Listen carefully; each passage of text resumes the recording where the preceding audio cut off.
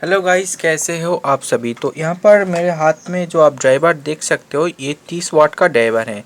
जैसा कि दोस्तों मैंने पहले ही आपको बताया है कि खुलना मैंने बहुत वीडियो में सिखाया है ताकि आपका टाइम बच जाए, इसलिए मैंने इस वीडियो में बल्ब को खोलना नहीं दिखाया, सीधा सर्किट पे आ गया, क्योंकि सर्किट पे ही असली फॉल्ट होता है और एमसीपीसीबी में फॉल्ट होता है। एमसीपीसीबी यानी कि लाइट में, इन दोनों को अगर आप ठीक कर सको तो लाइट भी आपका ओके हो जाएगा।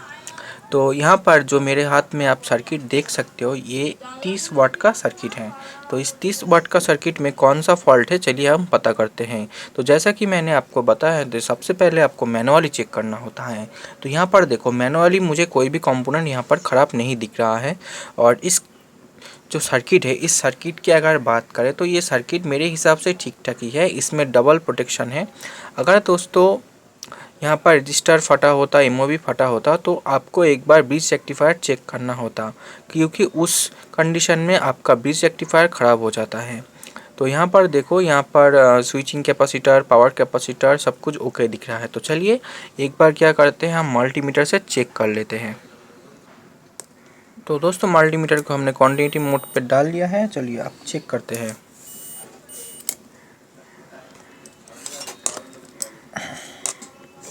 तो यहाँ पर देखो दोस्तों, अगर मैं मल्टीमीटर से एमओवी को चेक करता हूँ, ठीक है, और देखो मैं एक बार इस कॉइल को चेक करता हूँ, ठीक है, इस कॉइल को, तो देखो यहाँ पर रीडिंग आ रहा है।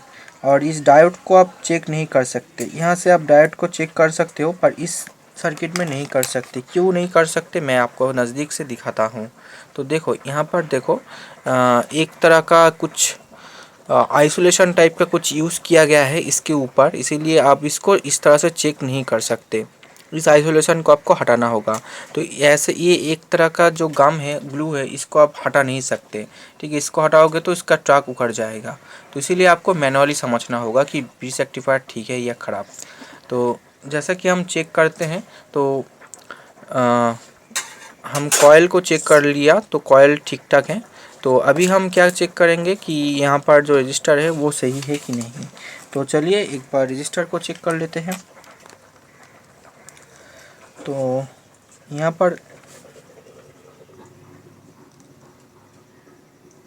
तो 100 ओम का हमारा रजिस्टर है, ठीक है।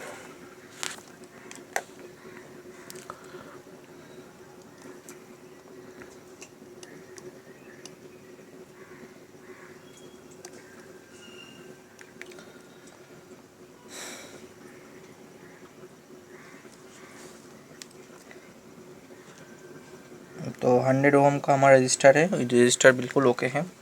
तो अब चलिए चेक कर लेते हैं, इसका पीएफ वगैरह भी चेक कर लेते हैं। तो पीएफ में भी कोई रीडिंग नहीं है, तो हमारा पीएफ भी सही है। और एक बार इसका इंडक्टर ट्रांसफार्मर चेक कर लेते हैं। तो ट्रांसफार्मर यहाँ से चेक नहीं हो सकेगा शायद, क्योंकि इसमें आइसोलेशन दिया गया है। तो ये देखो ट्रांसफार्मर भी चेक हो गया, तो ट्रांसफार्मर भी हमारा ठीक है। ठीक है, कभी कभी ट्रांसफार्मर का अंदर का वायर कट जाता है, तो उस वक्त हमें लाइट नहीं जलने को मिलता। और यहाँ पर ये छोटा वाला डायोड जो है, इसको भी चेक करना ज़रूरी है, क्योंकि कभी कभार हमारा ये डायोड भी ख़राब हो जाता है। तो लाइट जल गया। तो ये देखो हमारा डायोड बिल्कुल ओके है। रिवर्स चेक कर लेते हैं। तो देखो रिवर्स चेक करने पे कोई कंटिन्यू नहीं दिखा रहा है, तो यानी कि हमारा जो डायोड है वो बिल्कुल सही है।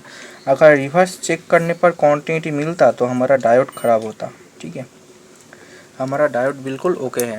तो इस कंडीशन में हमें ये पता चलता है कि हमारा सर्किट जो है वो बिल्कुल ओके है, खराबी हमारा एमसीपीसीबी में है। तो गाइज इसका जो एमसीपीसीबी आप देख सकते हो वो ये है।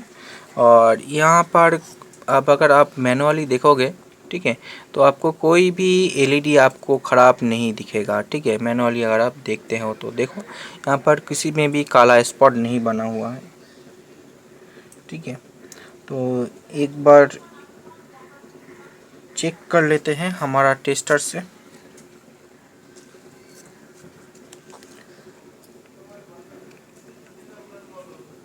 तो दोस्तों ये तो ख़राब निकला, ये ठीक है,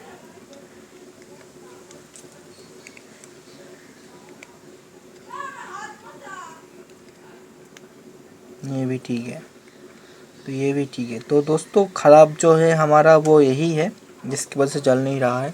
अब दोस्तों अब क्या करना है आपको कि यहाँ पर जो MCPCB प्लेट है वो काला पड़ चुका है और इसको चेंज करना ही ठीक रहेगा। इसके अंदर भी थोड़ा सा दिख रहा है हमें कि ये ख़राब हो चुका है। अगर मैं इसको ठीक करता हूँ तो ये ज़्यादा दिन नहीं चलेगा, तो इस हिसाब से मुझे इस MCPCB को हटाना होगा, फिर मैं दूसरा यहाँ पर लगा सकता हूँ। तो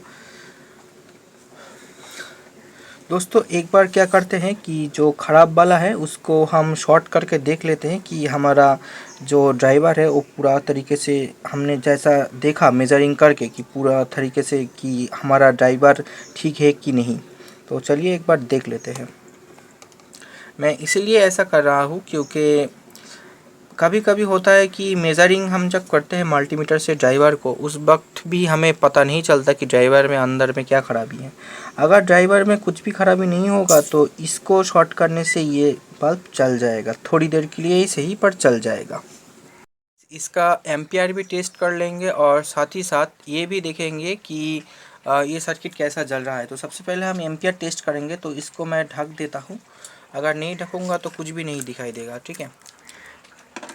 तो यहाँ पर देख सकते हो मेरा एम्पियर कितना दिखा रहा है, ठीक है।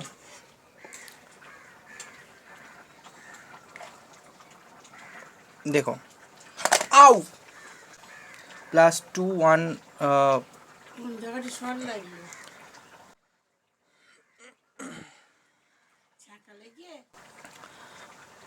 मतलब यहाँ पर 220 200 मिली एम्पियर से ज़्यादा एम्पियर आ रहा है। तो इसका मतलब इसका जो ये जो 30 वाट क्लेम कर रहा है तो ये कंप्लीट करता है।